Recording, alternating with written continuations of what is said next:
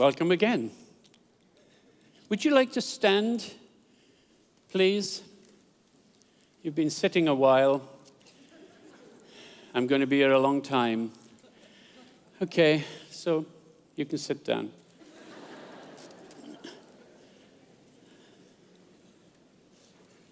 Now, I've come to a church of many accents. I've already seen that, and I'm now introducing a new one to you. I come from the UK, but I was born in the little country of Wales, which is tucked next to England, and we have an accent all of our own. And although I left there many decades ago, I still retain it, and it's very sing-song. And so that will certainly keep you awake, but I hope that it will not make it difficult for you to understand what I'm saying. The issue is that when I get a little excited, I can speak a little faster, so then the range goes up and down a little quicker. And because of the story that I'm going to be sharing with you, I will get a little excited because it is a wonderful story, but relevant for us. So let me introduce to you a woman. She's not the kind of woman who will look you in the eye. In fact, she won't look at you because her gaze is down. She looks at the ground. She never sees the sun. She never sees the faces of people, their smiles, their eyes. She never sees the light because she's always looking down at the dust. It's where she belongs. That's what she perceives. And she's been like that for 18 long, dusty years. And then Jesus looks at her, and her life is transformed. And you probably guessed that that's what was going to happen because that's what Jesus did when he saw people. But it's what Jesus does before that final transformation that I want to grip your hearts because it is truly remarkable. It is the reason why the story is told in the first place, and it is full of hope for you and me in the 21st century. So let's read her story. It's told in the Gospel of Luke. It'll be coming up on screen, and this is what we are going to focus on in my talk. It's only told in the Gospel of Luke, and that should tell us something. Why, Luke, have you chosen to include this story in your Gospel as contrasted to Mark and Matthew and John? Here's the story. One Sabbath day, by the way, let me interject. One of the things that you need to do when you come and explore the stories of the New Testament is to slow down. Because in slowing down and pausing, you give yourself the opportunity to ask questions of the story. Why is the story being told in this way? Why, Jesus, did you do it as you did it? So that's what we're going to be doing because that's the heart of the story. And that's where we find the heart of Jesus. One Sabbath day, as Jesus was teaching in a synagogue, he saw a woman who had been crippled by an evil spirit. She'd been bent double for 18 years and was unable to stand up straight. And when Jesus saw her, he called her over and said, "Dear woman, you are healed of your sickness." Then he touched her, and instantly she could stand straight. How she praised God. But the leader in charge of the synagogue was indignant that Jesus had healed her on the Sabbath day. There are 6 days of the week for working, he said to the crowd. Come on those days to be healed, not on the Sabbath. And the Lord The Lord replied, "You hypocrites, each of you works on the Sabbath day. Don't you untie your ox or your donkey from its stall on the Sabbath and lead it out for water? This dear woman, a daughter of Abraham, has been held in bondage by Satan for 18 years. Isn't it right that she should be released, even on the Sabbath?" This shamed his enemies, but all the people rejoiced at the wonderful things that he did. She was paralyzed, one of many in ancient Israel. But her paralysis is particularly severe because the bones in her spine have fused together so that she is rigid. She is bent double. She's put down, literally, by her illness. She's made small, insignificant, because of her disability in the sight of others, literally. She's disadvantaged, always looking down, never looking up. A small woman in a big world. An insignificant lady in a synagogue. A tiny woman surrounded by important individuals, overlooked, ignored, excluded, unimportant. She was marginalized because of her disability, but she was also marginalized because she was a woman. You see, it was perceived by herself that she was an inferior member of the human race in a world in first century Israel that was dominated by men. We don't know her name. We know so little about her, except her deficiencies. The only other person in the story other than Jesus is the ruler, and we know about him. He's a man. He's a ruler. He is the most significant person in the community because he is in charge of the synagogue. And the synagogue is much more than an equivalent first century Jewish church. It's the place where all the action of the town or the township or the community takes place. And he's in charge of it. He is the top of the tree in his situation. And she is a nobody. He's the outstanding leader. She's the overlooked nobody.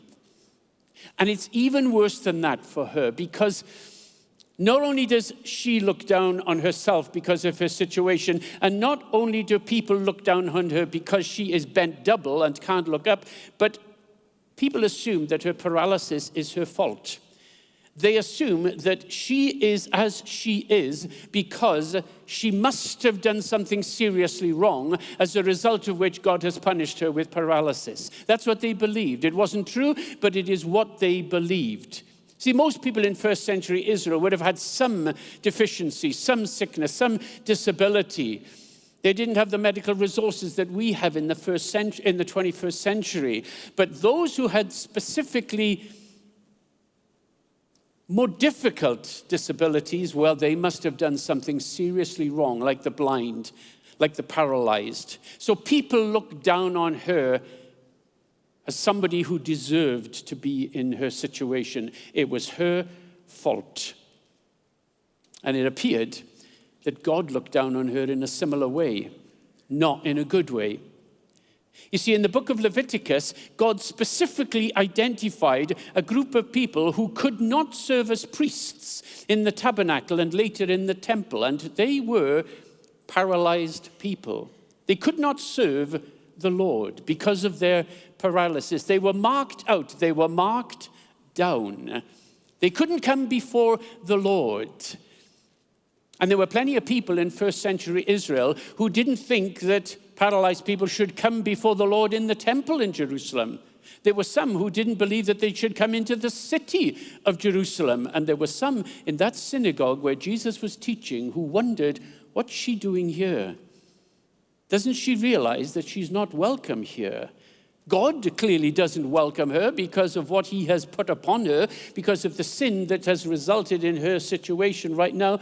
Why is she being so presumptuous, so precocious, that she thinks that nobody knows that she's here? Because we know she doesn't deserve to be here. People marginalized her. People sidelined her. And it looked as if God himself had sidelined her as well. Overlooked her. She's not important. You can see it. I wonder if you feel like that from time to time, that you feel that God has overlooked you, maybe because of something that you've done, maybe something that you've just done, maybe something that you've done long times ago, and you wonder whether when he looks at you as somebody who in his eyes is stained, and stained for all time, and that is affecting the way that he looks at you. Well, we need to get a proper perspective of how good God looks at us, and this lady will help us gain that better perspective. But that is currently how she feels about herself. And everything in her community and her upbringing and her trajectory thus far is indicating that her perception of herself is an accurate one. Oh, but it's even worse, because we hear that, and Luke tells us, that a spirit of an infirmity is associated with her situation. Jesus tells us that Satan has bound her. Satan has taken advantage of her situation, has manipulated her situation so that it is even worse than it truly is. Now, there is no indication of a demon being in this lady. She is not demonized. There's no mention of a demon in the story. Jesus doesn't cast a demon out. In fact, Jesus touches this lady, as we will see, and Jesus never touched demonized people. We will see that Jesus talks to this lady, and Jesus never talks to demonized people. He only talks to the demon and gets rid of the demon before he talks to the person concerned. So this lady is not demonized, but there is something malevolent, something malignant, something evil about her situation, which is making her feel even more overlooked and ordinary and excluded and insignificant than it might be otherwise. She's desperate. Absolutely desperate. But however desperate she is, you know that Jesus is going to bring a change in her life, because that's what he does. That's who he is. And I don't know what bondage is holding you, what fear, what problem is gripping you, what memory, what habit is part of your life as a result of which you feel when you get up in the morning that it's already spoilt the day.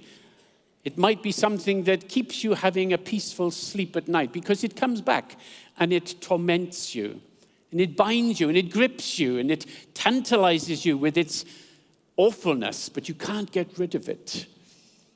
Jesus can break that bond just like he did for this lady, and he will. But before he does some more very important things that are what the story is all about. But here's our first lesson about Jesus, and it is not that he is a healer. If you've read Luke, we're in chapter 13, he's already healed many people, and he's going to heal even more. That's not the message. The fundamental message is this: Jesus delights. He delights to include those who have been excluded. And you couldn't be much more excluded than this lady. She's excluded herself. And everything in her community has indicated that exclusive process, that excluded process, has been an accurate one. And it's only Luke who tells the story. And he wants to tell it because his readers need to know it. Because he's introducing them to someone the likes of which they, in their theologies, have never met before. You see, his readers are not Jewish people. They are Gentiles. They live in the societies around the world that do not have the heritage of a Jehovah who looks after the children of Israel. They're not part of that people group. These are people who believe in countless gods and goddesses, ancestors, spirit forces, but the one common denominator of all of these forces is that they don't care about you. They are not interested in you. They cannot possibly have the time to be sympathetic to your situation, let alone empathetic. Oh, you can pray to them, but please don't expect them to respond. You can worship them, but do not anticipate that that is going to result in a relationship being developed between you and them. You can give them offerings. You can give them your service. You can give them your adoration. But it is of insignificance to them because they couldn't care less about you. In fact, they are apathetic to your very existence. Luke is having to introduce these people to somebody who is the exact opposite, who does care practically, intimately, immediately, personally, individually, and this story is going to encapsulate all of those thoughts. So that's why he tells this story, because this is shockingly good news to the people to whom he's speaking. So let's see how he paints this story before their very eyes. First three words in the story. It happened on the Sabbath, the Saturday in a first century Jewish culture. It happened on the Saturday when this transformation took place. And if I was Jesus, or if I was with Jesus, I would say, what's so significant about the Sabbath? Why did you choose to heal on the Sabbath? Because Jesus delights to heal on the Sabbath. He does it many times. 6 times in the Gospel of Luke. And the writer picks it up because his readers need to know something about Jesus' priority. You see, the ruler of the synagogue gives the game away when he says to the people, why are you bringing people to Jesus to be healed on the Sabbath? Because you know that's against the rules.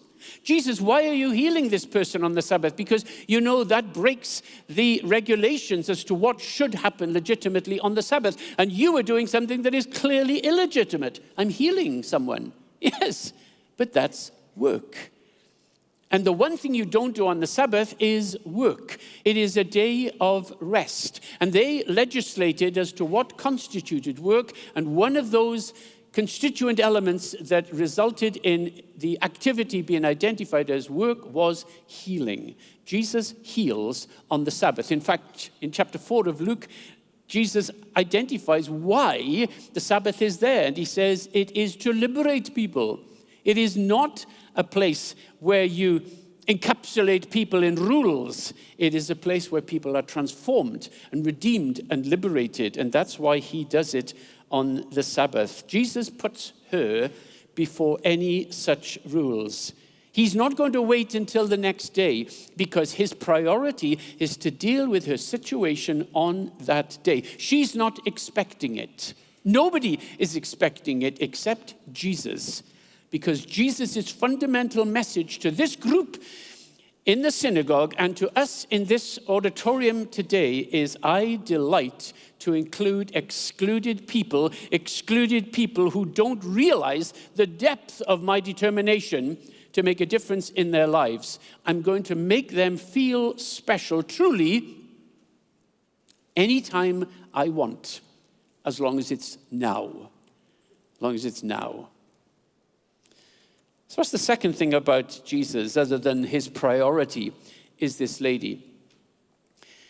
Well, the second priority is he puts her center stage. He shines the spotlight on this tiny, overlooked, overshadowed person who's tucked away in the corner, so small that nobody can see her. And she's used to that. She's been used to it for 18 years, but now the spotlight swings onto her. And Luke refers to her emphatically 4 times. Jesus saw her. He called her. He spoke to her. He touched her. 6 times this lady is the subject of sentences in the couplet verses 11 and 12. She's that important. And Luke wants us to understand just how important she is. This is no occasion where Jesus in the synagogue sees her and then moves on to the rest of his talk. It's not even an occasion where he observes her and heals her with just thinking it and then moves on to something more important. Because there's nothing more important, no one more important than this lady. And even his teaching in his sermon is going to stop while he addresses her. And in that moment of address, he is going to teach something that is so significant that Luke records it, and he doesn't record the content of the sermon. The spotlight is on this lady, this overshadowed lady who lives her life in darkness. She's the most important person in the story. Luke, what happens next? Well, Luke says the first thing that happens is this. Jesus saw her. He saw her. More literally, he observed her. He noticed her. Now, Jesus doesn't expect her to do anything. She doesn't anticipate that she will do anything. She certainly doesn't expect Jesus to do anything positive to her. She's come to listen to what this great man has to say in his sermon. She doesn't expect to be healed. She knows it's her fault that she is as she is. And however much she might have asked for forgiveness, the situation hasn't changed, and so she assumes that God is not ready to heal her yet. So she doesn't expect that. There's no even any evidence that she's looking at Jesus. And maybe she couldn't anyway if she's bent double, but that's not the point. Because he looked at her. He saw her. And Luke has included that information because he doesn't want us to miss it. Jesus sees her in his audience. He observed her. Just like he's observed you. Just like he's looking at you, individually, personally, intimately. Because it's no coincidence that you are here, even if you come every Sunday. This is the first Sunday that you've come and heard this story being told by me, and that's no coincidence, because this is a story that is dedicated for you. Jesus was looking at her, and Jesus is looking at you. But why? Well, you see, Jesus knew what was going to happen.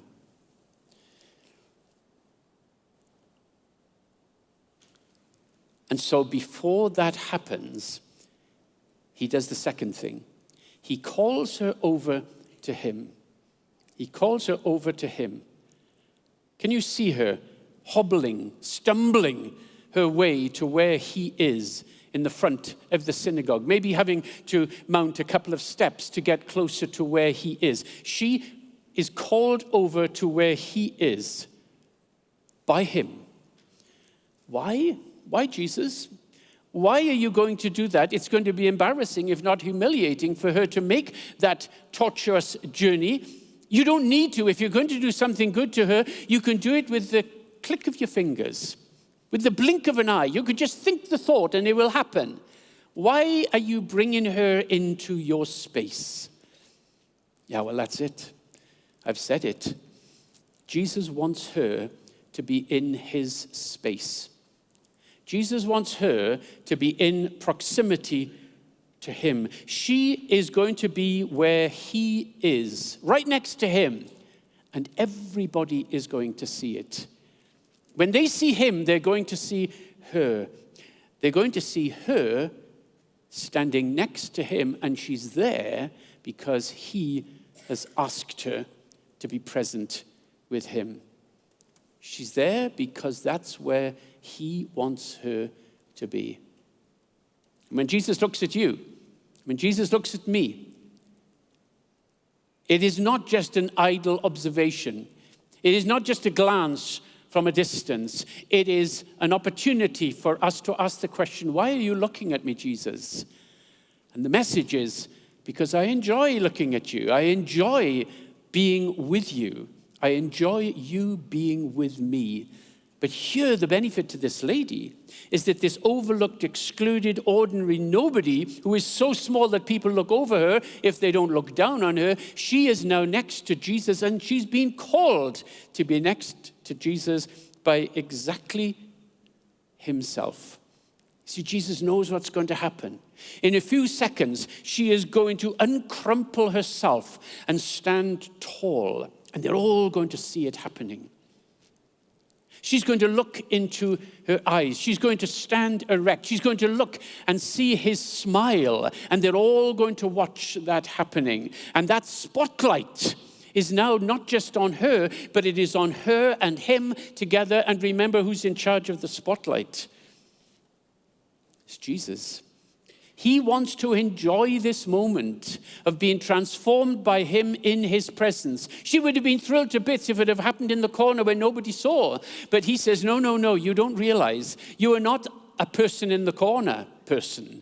You are somebody who is so special to me that when I do something good for you, I want everybody to see that I'm doing something good for you. This is not an accident. This is not a random magical act. This is not a prophet who has come to do something and you're the lucky one. Absolutely not. You are so important that I want you to stand by me so that I can let everybody know that I've chosen you to do something good in your life. But I'm nobody. Yes, he's certainly worthy of an applause. But he hasn't finished, and the healing hasn't happened. But already she's getting a better perspective of who he thinks she is. Because do you see what Jesus does next? Before the healing happens, he touches her. He touches her. Why do you do that, Jesus? You don't need to touch her to bring about a healing. You could have healed from a distance. You don't need the person to be very next to you. Why do you touch her? And when that lady saw the hand going in her direction, maybe she feared the worst. Maybe she thought a slap was going to be coming in her direction because she knows that she was on forbidden territory being there because as a sick person, she also carried with her a ceremonial contamination and uncleanness because it was assumed that the sickness had been caused by sin. And so you didn't touch people that God had already put a mark on. You didn't touch them because if you did, then you would be ceremonially contaminated by the uncleanness that was associated with her. And you would have to go through a period of cleansing that could last up to 7 days. Jesus, why'd you do this? Why are you putting yourself in that dangerous position of having to be contaminated by her uncleanness? Well, Jesus doesn't need to answer. But he is not going to be contaminated by anything. He is not interested in these petty rules that are based in nothing. He touches her because he wants her to know that she's too special not to be touched. This is not just an act of compassion, an act of mercy. This is equivalent to an embrace. Remember, she's still crumpled down. She's still bent double. She's still in a position of feeling nobody is interested in me at all. And he maybe gets on his knees towards her and he puts his embrace around her and says, do you understand exactly who you are now? Yes, because I don't know why you're doing this because I haven't changed. I'm still as bound as I was. Yes, but the difference is that I have a different picture in my mind when I think about you, and you are special. You're in my space. I've called you into my space. I didn't accidentally do it, and when you came, I realized what a mistake I'd made. No, I called you into my space, and I'm so glad I did. I've invited you to come, because now, not I'm going to heal you, now I've got something I want to say to you. And the first word he says in the original Greek is daughter. Daughter. This woman who has had nobody as a father figure to bring her to Jesus, Jesus identifies her as daughter. And not just daughter, but daughter of Abraham. Daughter of Abraham. She who perceives that everybody has excluded her, including God. She has no right to be part of the community of Judaism, no right to be a Jew. But Jesus says, let me tell you who you are. Let me tell you about your pedigree. Let me tell you about your backstory, because you've got a great backstory. The hero of the faith, the most important person to us in our history is Abraham. And you are a daughter of Abraham. Me, this overlooked ordinary nobody, yes, you. You need to see yourself in the way that I see you, daughter of Abraham. Nowhere does Jesus use that term of anybody in the Gospels except this woman. She's special.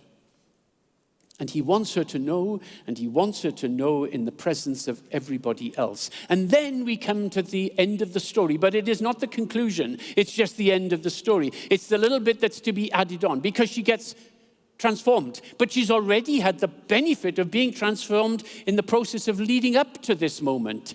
And the healing itself is immediate. It is complete. Certainly, the specific word that Luke uses for her immediate healing is a word that he uses 13 times in his Gospels, and it's always in relationship to Jesus' healing. Jesus doesn't need to wait until he does what he wants to do and for that to be activated, and it happens in this case as well. She was made straight. The verb that is used has a tense in it that indicates that it is an immediate erection in her spine. She is completely transformed, loosed from her bondage completely and immediately. In fact, Jesus confirms it. He says, you're loosed, you're freed.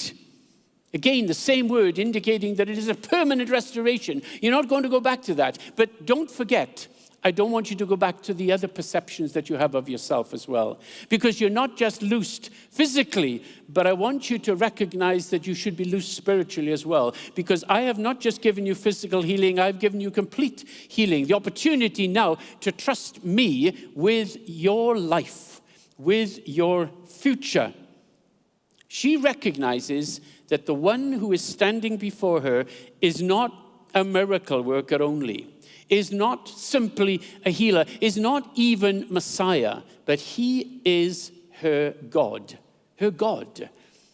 Her God squashed into a body, but nevertheless her God. And Luke tells her exactly that is correct, because Luke says, the Lord has healed you. The Lord has healed you. Now Luke knows that the term Lord is a term that is most appropriately applied to Jehovah. It's the Jewish name for God. He's the Lord God. Luke, why are you applying this name to Jesus? Because Jesus isn't God. Or is he? And of course he is. And Luke wants his readers to know that the God that he is speaking about is encapsulated in this human form, Jesus. Jesus is not just a good Jew, not just the best of Jews, not just somebody who is the best representative of God that there could be. He is God himself, and it is he is the one who has seen this person, who has called her over to him, who has touched her, who has spoken words of comfort to her. And the message to Luke's audience is that this God is the one who wants to call you into his space so that he can do good to you. Just before this story is a story that Luke records about a fig tree that, oddly enough, is not bearing fruit. And it should be, because the climate is perfect for fig trees to bear fruit, but it doesn't bear fruit. And then we have the story of this lady. And then we have the story Luke records of Jesus speaking about another tree, a mustard tree. And what's significant about this tree is that it is bearing fruit. What's even more significant is that the mustard seed is so tiny, so small, that you could overlook it because it is tiny. And Luke puts these stories before and after this story. Why? Well, it's obvious when you think about it. Because the fig tree is like the ruler who knows all about the Torah, the Old Testament pictures of God. He should be bearing fruit, but he has completely misunderstood the mission and the majesty and the person of Jesus. He's like the fig tree. But this mustard tree, which starts so tiny, but now has become a tree and the birds of the air are sheltering in its wings. This mustard tree is that lady. This overlooked, ordinary, insignificant, tiny lady. People look down on her, but she has manifested what God wants. The ability to recognize who Jesus is and that he wants to do good. No one's too small for Jesus. No one's too uninteresting for Jesus. No one is too excluded for Jesus to want to do them good. And you say, I wish I was that woman. I wish I could know not the reasons for her exclusion, because I sometimes feel excluded. I sometimes can't look up and see the light. I sometimes can't see the future. I sometimes can't see the light at the end of the tunnel. I so buy into her feeling of being marginalized and sidelined and overlooked. I so also can wonder whether my existence is needed. What I really would like is to know that he was looking at me in a good way, and that he was wanting to do me good, and that he was going to want to call me into his presence so that he could touch me with his presence and say words of comfort like daughter, like son. You're special, more special than you realize. You're special to me, and I want to make a difference. That lady didn't have a name. Maybe we could name her. We could put our name to her, because that fits exactly who we are. Well, if that's how you're feeling this morning, because I'm pretty much through, if that's how you're feeling this morning, you're in a good space, because he wants you to be in his space. That's his manifested, determined desire when he encounters us, is that we encounter him, and encounter him in ways that are appropriate to our personality. He's never going to embarrass us or make us feel awkward in his presence. He's going to do it in a way that are uniquely relevant to who we are. That's what he did to her. That's what he will do for us. He calls us to him, having seen us, so that he can speak to us, so that he can touch us in our lives. We need to say thank you. Thank you.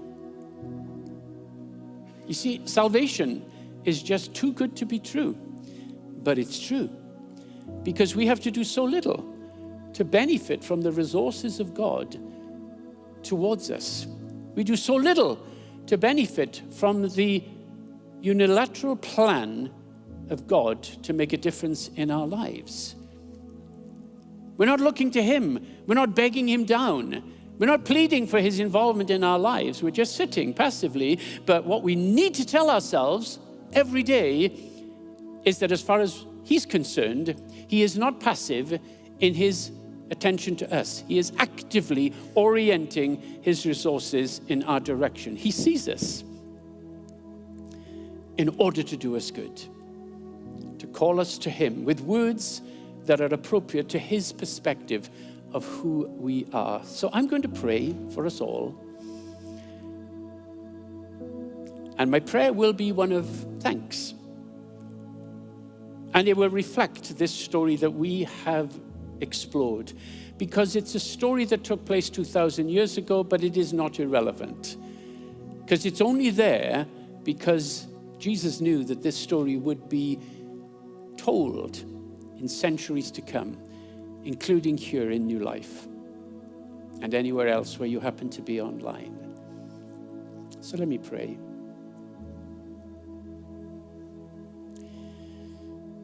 Thank you, Jesus, that you see us. Thank you, Jesus, that you see me and each of us as individuals. I can hardly begin to wonder how you might want to call us into your presence. Not just once in a while, not just when we're good, not when we've achieved, but all time, because we are your people. Thank you that you call us to be in close proximity to you, to be in your space. Thank you that you do that because you want to touch us, maybe physically, emotionally, spiritually, intellectually. You want to mark us with a sense of your presence. And thank you that you want to speak words of hope, life, vitality into our minds.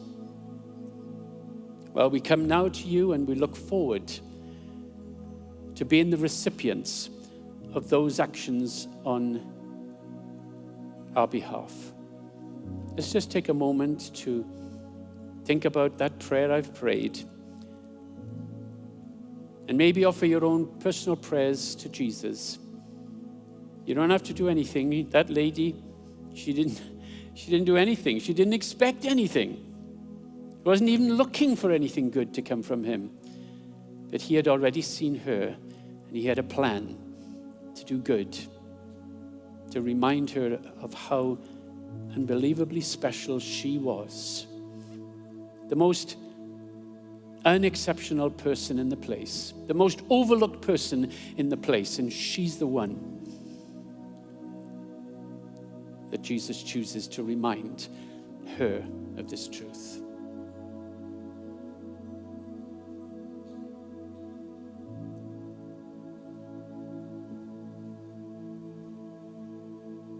Maybe you don't know this person, Jesus. Maybe you're intrigued that such an historical person could be relevant in the 21st century. Maybe you've been here before. Maybe this is your first time and it's a revelation and you're still not sure. Could it be that he is, as that man has spoken about him in the front? Well, believe me, he is, and he is better. Well, your first step may be simply to move in the direction of Jesus, or who's already moved in the direction of you. And if you want to explore him a little bit, then come to the next steps table in the foyer. We'd love to talk with you and help you as you develop a friendship with Jesus, because that's what it'll be, a friendship.